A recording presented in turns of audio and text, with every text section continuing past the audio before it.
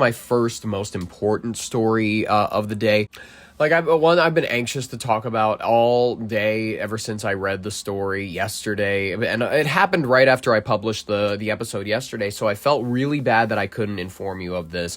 Quite frankly, people are going to call it mixed at best. People are going to call it at best mixed. I would hasten to call it great news. But listen, who knows what this means for the future of Hollywood? I don't know what this means for his future relationships with Quentin Tarantino, for example. I think that honestly, a lot of people really would be desperate and ready to work with him. If you don't know what I'm referring to, there is, listen, the Me Too prosecution of Harvey Weinstein, which it was essentially. I looked at some of the details of these cases, and listen, while there are instances where I feel as though maybe, yes, he's not behaving like a decent man. Maybe he's paying for some girl to be quiet after an affair because, I don't know, he has a wife and whatnot. He has children. He has a life that he wants to hold together while also slinging around, honestly, being a whore. And you know what? I'm one to judge that. I think it's horrific, terrible, gross behavior that's not very good for society. Is it illegal to cheat on your wife, though, and then to pay a woman to be quiet? Not as far as I know. Not as far as I know. But as far as I know, in California, it definitely isn't. And in New York, it definitely isn't. And then you look at these situations where many of these women were repeat visitors, essentially minorly dating this man.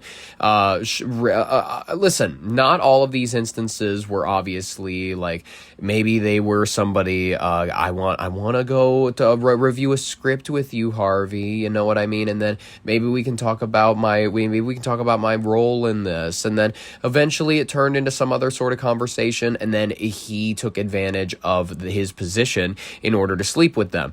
Now, in Hollywood, notably, there is no law against that. In New York now, they've proven that there's no law against it. The Hollywood mogul, I would call him. Listen, love him or hate him, he has a way of scoping out talent. He has a way with where he puts his money. You have to give him that. And you have to give him that. You have to give him the credit that he launched a lot of careers and a lot of people got ungrateful later on. And by the way, the big actresses that he actually launched the careers of, you never ever heard from them. You never heard from them during the Me Too era. It was always like that girl from Scream, which her career eventually fell apart, so she had a reason to talk. But most of the women that are sleeping in big houses right now in Hollywood Hills, they got 4 biracial children, and then they're things turned out all right. I have no reason to speak out against Harvey. We're actually pretty good friends. I called him in prison a couple days ago and whatnot, and it's do you still don't? Well, what about your husband? And she's like, I know, but I owe a lot to Harvey. I thanked him during my Oscars speech. There's a lot of those types, and they never spoke out during the Me Too era because they understood how the business worked. They understood that they had kind of sold their soul to the devil in a real sense. Yeah, the devil is real. There's a lot of devils in this world, and they are the people that will make you sell your soul in order for you to get places. And Harvey was one of these people. He was an actor for the devil on earth. And whether or not you agree with whether or not the devil should be legal on earth, whether or not you think it should be legal, according to California and now New York law, what he has done is, arguably not that bad. Weinstein's defense, they mounted a pretty good one, according to this local article that we're getting. The sudden decision to avert what would have been an unprecedented fourth trial came from his accuser, former hairstylist and actor Jessica Mann, stated that she could no longer bear the emotional toll of testifying, while Harvey Weinstein's defense team expressed relief, maintaining a low-level felony charge should never have been brought. The Manhattan District Attorney's Office emphasized that the dismissal was made strictly out of respect for the victim's well-being. So they are dropping this case of an outstanding rape charge. And listen, it was the surrounding the 2013 hotel room allegation. It spent years bouncing through the New York court system. Weinstein was initially convicted of raping not a man, Jessica Mann. Was it Jessica? Sorry. Yes, it was Jessica. During his historic 2020 trial, but the verdict was later overturned by the state's highest court due to unrelated legal technicalities. Since then, prosecutors have fiercely attempted to secure a conviction, but a deeply personal letter read to the court, Mann wrote that the 8-year ordeal had put her through a lot of more harm than good, explaining that she had given it her all, but could no longer endure being fragmented and traumatized on the witness stand. Despite avoiding a fourth trial on the specific charge, though, he is still looking at remaining behind bars. His broader criminal record stays heavily intact. Weinstein is currently awaiting a high-stakes sentencing hearing in this September for a separate New York sexual assault conviction involving former production assistant Miriam Haley, where prosecutors are aggressively pushing for a 20-year prison term. Furthermore, once his legal battles in New York are fully resolved, he's going to face a 16-year prison sentence waiting for him in California, where he was convicted of raping an Italian actor and model. Well, listen, he's got a road ahead of him, but that's never been it's never been something to uninspire the Menendez brothers.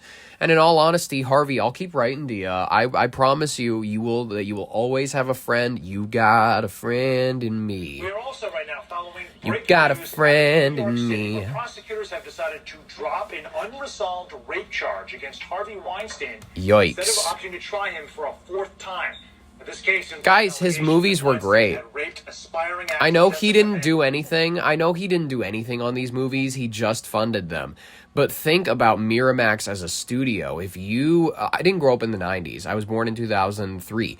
And just to be clear, this was mostly my parents showing me movies. This was shit that was on back when cable was still a thing. Remember when cable TV was like a thing that people, or Dish, Direct TV, all that shit, all of that. And nobody has that anymore. And listen, if you grew up watching reruns like I did, if you grew up with Turner Classic Movies, if you grew up with all that sort of shit, you grew up just watching whatever was on. And Harvey Weinstein's movies, you always saw, this is a pretty good movie. And then you look at the credits, or the opening sequence, it's like, executive producer Harvey Weinstein. That makes so much goddamn sense. In a Manhattan hotel back in 2013. You got to give the Jews one thing. They're really, really talented. They're a talented people. Weinstein has continuously and repeatedly denied the accusations. This case has previously ended in 2 different mistrials and an overturned conviction. The disgraced movie mogul still stands convicted of a felony in New York. Yikes. And also others in California. NBC News entertainment correspondent Chloe Malas joining us now with the very latest. Chloe, I appreciate it, but we really do not need the input, because I've already given everybody the rundown, actually. And now we have to move on to talking about something a lot more unfortunate and sad. So, Harvey, best of luck to you. I don't know what else to say. Respond to me. It's been like a month. Seriously, I don't understand. How long do I need to wait in order to get a letter back from who I thought was a friend? Seriously.